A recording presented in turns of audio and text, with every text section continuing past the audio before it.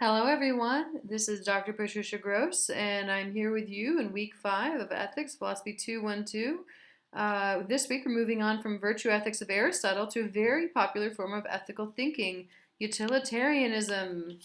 So, here are the assignments for this week. You read utilitarianism. You attended the Zoom class for Tuesday. Today, you're listening to this lecture. You're watching a video. You're completing the discussion board post, and you're taking reading quiz 2. We'll have to get to that soon. So, John Stuart Mill, who lived between 1806 and 1873, was a very influential British philosopher of the 19th century. If you take my modern philosophy course, you'll be able to learn more about him. In this course, we're thinking about his ethical thought. You may have run into this quote pictured here in the text. It is better to be a human being dissatisfied than a pig satisfied. Better Socrates dissatisfied than a fool satisfied. I'd like you to keep this quotation in mind as we move on to his ethical theory. When he's talking about happiness, he's not just talking about eating delicious foods, right? Being in the sun, that kind of thing. It's just like for Aristotle, when he talks about happiness, he's not talking about just joy, right? He's talking about a specific type of human happiness. And for Mill, he's thinking about all the ways a person can be intellectually happy, right? So let's keep that in mind as we learn about utilitarianism. Again, Mill is talking about higher order reason, which means like your logic and thinking parts, and it allows people to have higher order pleasures. Sure, we can see the imperfections of the world, but we can see them, with them, we can also truly experience the goodness of the world, right? So I think an example of this is when you listen to a song that has fantastic lyrics, the music is on point, the beat's really good, and maybe there's a music video that's fantastic. Like when you have all these things come together, that joy, that pleasure is so much more than any other pleasure a pig could have, right? Human being, or pig or any other animal, human beings have the capacity, according to Mill, of really amazing pleasure. Like Aristotle, Mill's theory, again, has human happiness as its major focus and goal. However, utilitarianism is very distinct from Aristotle's virtue ethics in several ways. For starters, it's not as concerned with individual happiness, but happiness in general. Moreover, it's a consequentialist ethical theory, which means that it matters what the outcome of someone's action is when we think about its ethical weight. Another way, an action is morally right when the outcome of that action produces happiness. Here's the actual quote of the definition of the theory, what is called the greatest happiness principle. The creed which accepts as the foundation of morals utility, or the greatest happiness principle, holds that actions are right in proportion as they tend to promote happiness, wrong as they tend to produce the reverse of happiness. By happiness is intended pleasure and the absence of pain, by unhappiness pain and the privation of pleasure. So happiness is pleasure without pain. Unhappiness is pain without pleasure. Unhappiness is pain and the privation or the lessening of pleasure, right?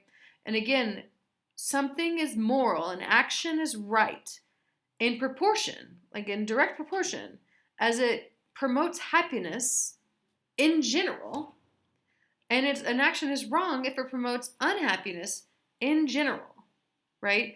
But again, happiness is related to pleasure and the types of pleasures that humans are capable of. So when you go to the gym and you work out and you're lifting and it kind of is not pleasant, like you're working out and your action of going to the gym and working out might have a temporary pain, right? Of like it being uncomfortable or whatever, or you don't want to do it, or you don't want to talk to those creeps at the gym. But the outcome of working out is going to be you being happier. You're going to be more fit. You're going to breathe better. You're going to be more comfortable in your body. And so this is what the greatest happiness principle is. We look at the outcome of the action, not just like the immediate outcome, but the future outcome of that action.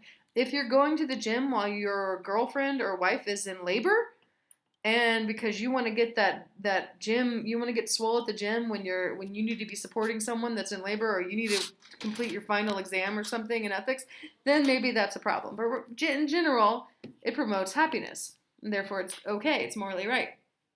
This slide gives a short outline of what is going on in the chapters you read. So you read chapter 2, what is utilitarianism, and in that chapter he defines it through the greatest happiness principle. and he goes over different criticisms of it, which is why he brings up the it's greater to be a human dissatisfied than a pig unsatisfied. In chapter 4, which you read part of what sort of proof the principal utility is susceptible, it gives the proof for the greatest happiness principle. Everyone desires happiness. The only proof that something is desirable is that people do actually desire it. So each person's happiness is a good to that person. Therefore, the general happiness is a good to the aggregate of all persons. That's the proof of it, right? So let's talk about your week 5 discussion boards real quick. So it's here. I've already opened it up. And it's here. So this discussion board is a little different from the previous ones. I want you to write a 2-page essay. In each of you individually. Write it in Word, double space, 12 times New Roman, right? I want you to write a 2-page essay that includes a 1-page summary of utilitarianism, as well as a 1-page example of an ethical situation that you can, quote, solve through utilitarian calculus. You must demonstrate your knowledge of the materials. Don't plagiarize, please. And then respond to each of your classmates' example, or to 3 of your classmates' examples with a discussion of how their examples can be made to better fit Mill's theory. Right? So the original post is due Thursday, and your responses to 3 of your classmates' threads is due Friday. Do remember to take the reading quiz, which is also due on Friday. You can access it from the Canvas page. And before we go, I would like to go over quickly a heads up about paper 1. It's not due at the end of week 4. It's due at the end of a different week. When's it due? I don't know why there's a typo. There's a typo. I'm sorry. I think it's week 7. Yeah. The paper 1 it's due at the end of week 7, which is in 2 weeks from now. And so let's look at it. So it's worth 20% of your final grade. It's due electronically on Canvas. And you have to include the paper 1 evaluation checklist. It's actually a checklist. You can go online and do it. And here's the prompt. In this paper, you're to compare and contrast 2 positions from the history of Western ethical thought with regard to an ethical issue from one of the films we have watched so far in class, Ex Machina and the Avengers Infinity Wars. This ethical theory may be of your own choosing, but can include the moral status of androids, whether Thanos did anything wrong, is it okay to trade lives, etc. Your paper will be evaluated as academic writing, all ideas, sentences, etc. to be your own. Please view the paper 1 evaluation checklist before beginning work on the paper. It's 3 to 4 pages, double space, 12 times New Roman with 1-inch margins, etc., etc. So you might check that out as well. And don't forget to take the reading quiz, okay? That's it for now. Tune in next week and we'll be discussing deontology, which means duty ethics. All right, goodbye.